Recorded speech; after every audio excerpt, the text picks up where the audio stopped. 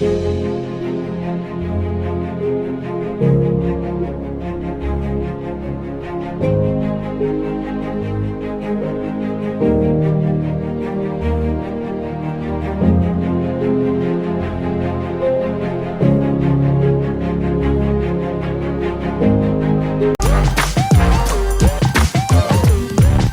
mean, when we talk about wellness, we think of so many things. We think about the nutrition side of things, we think about the fitness side of things, but we also think about the mental health piece, which all of them are equally important to us, to our well-being, and just who we're becoming as a society. I think it starts with one individual at a time, just flowing into a community and building as a society. I know this is going to be great. I can't wait to get some tips for myself because I am so ready to be well. Yeah, me too. Yeah. Awesome sauce. All right. Yeah, So let's start with you, nutritionist Maxine. Yes. Maxine, I am going to pull from you tonight because I really, really, really want to take away from this some really valuable gems that I know you have to give us. So when we talk about wellness, can you tell us what role does nutrition play in the process of wellness? Oh my God. Nutrition is so important for our health, right? It relates directly to our well-being. It plays a pivotal, most important part in our health. And what we put in our bodies has a direct effect on our nutrition and our wellness, right? Food is energy, it's everything. I like to always give an analogy, right? If you buy a car, or if you have a car, a motorcycle, whatever it is that you have, you want to put the best oil, you want to take it, you want to clean it, you do all this stuff to it. So with your body, you have to do that as well. Meaning that you want to take care of yourself. You want to work out, you want to eat well, you want to have all your proteins, your macro and your micros as well. You know, you want to follow a nice nutrition. And I also like to tell people that the main thing, what you really need to do is prepare, meal prep. Meal prepping is so important, especially when it comes to, especially if you're someone that's that if your health and wellness is very important to you and you want to know what's inside of your food. So if you prepare it, you don't have to worry about what's inside of it. You don't have to worry about how many calories because you know everything, right? So that's very important for you to prep. I always say find a day of the week, use that day and prep all your meals, and then you will not have a problem. You know, a lot of people like to go into diets. I always tell all my clients that I don't like that word diet, right? Because it has to be a lifestyle. Once it becomes a lifestyle, you stop thinking of it in a negative way because that word diet is very negative, right? Don't you guys, what do you think? Like that word? I agree. Diet? Maxine, I love that you're saying that. First of all, I love the analogy that you use with the vehicle. And it's true, our bodies are machines and we do need to constantly fuel that. And so we're going to come right back to you on that diet piece because I really want to hear you unpack that a little more because my diet is really messed up right now. And so I really need some tips. But let me move on to Lanika. Lanika, I know you're an fitness instructor and it ties in with what Maxine is saying. Yes. Oh my goodness. Oh my goodness. Right now on social media, workouts are a big deal. Yes. And I can see the benefits because I've been on my regimen myself and I have seen great benefits.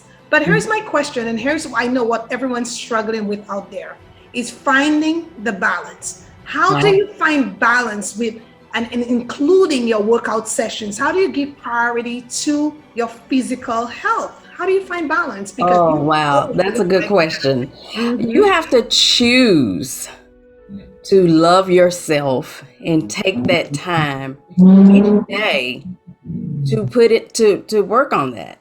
I mean, I wake up at 6 o'clock in the morning. Well, before 6, I have to be at my fitness place at 6 o'clock.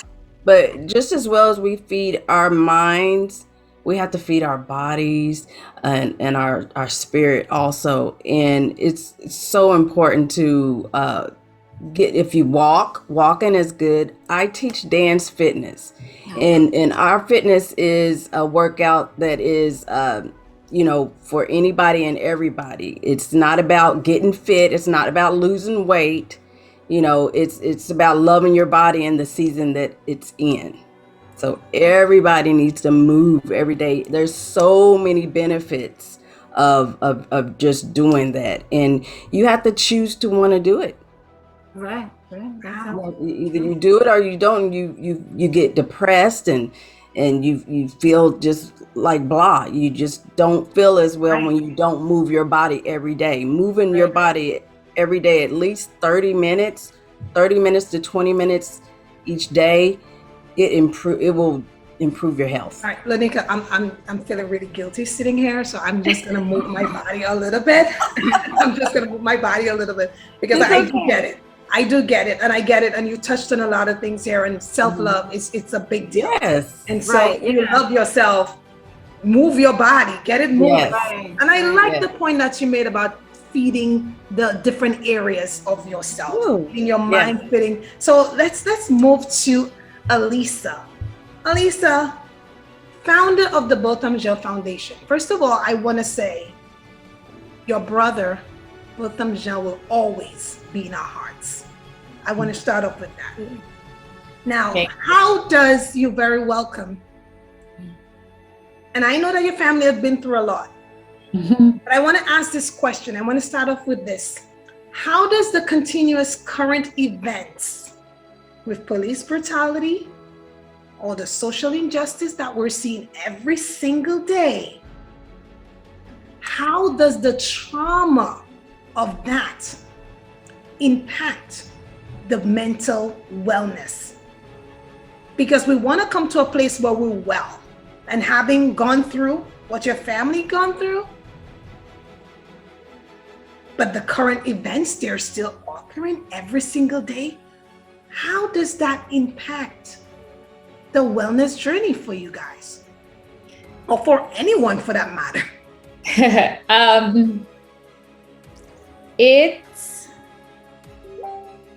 It shatters. I would say getting the news shatters your world. So this journey right now is basically putting yourself back together the best you can.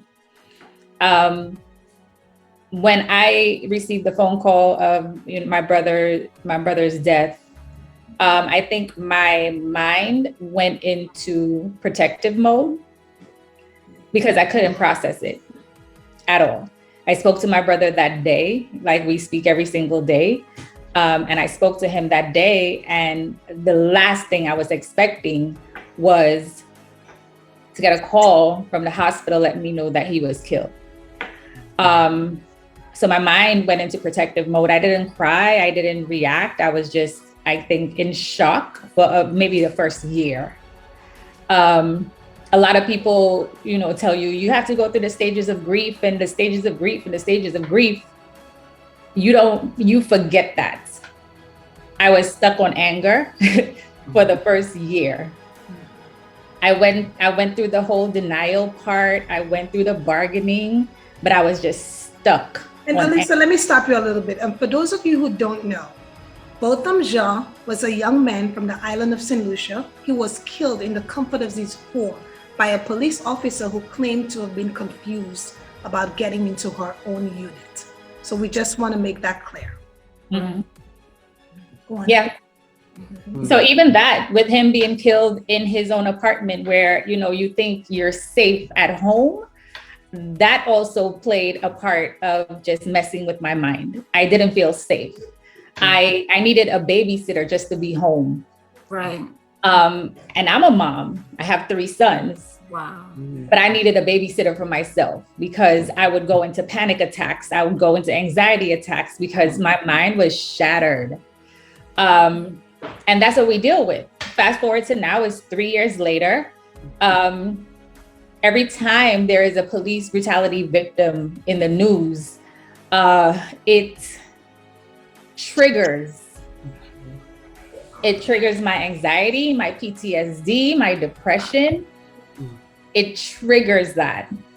So right now, when you talk about mental health, I am on a regimen to try to put myself back together. And that was, I had to speak with my medical doctor about it because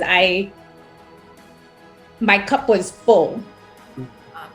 So I had a conversation with my medical doctor. She referred me to a psychiatrist. She referred me to a therapist. And the three of them are now working with me. Like that's why I say it's a regimen to put me back together, because it's not easy at all. I speak with other family members of victims and they're 10 years in, 15 years in, and they're still there, stuck in anger.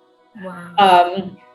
So with my 3 years, I am trying to cope with it the most healthy way possible. Right.